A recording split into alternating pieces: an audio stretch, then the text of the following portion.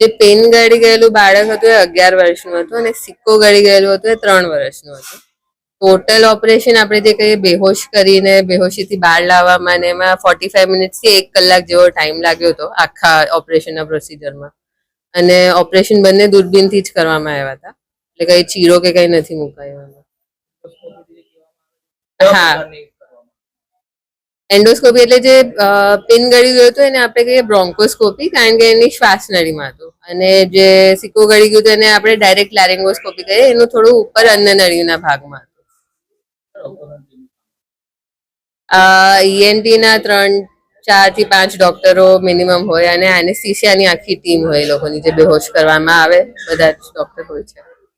એટલે 10 થી 12 ડોક્ટર તમે મિનિમમ એમ કહી શકો. મારું નામ ડોક્ટર ઈશિતા શાહ છે. હું એસએસજી હોસ્પિટલના ઈએનટી વિભાગમાં છું.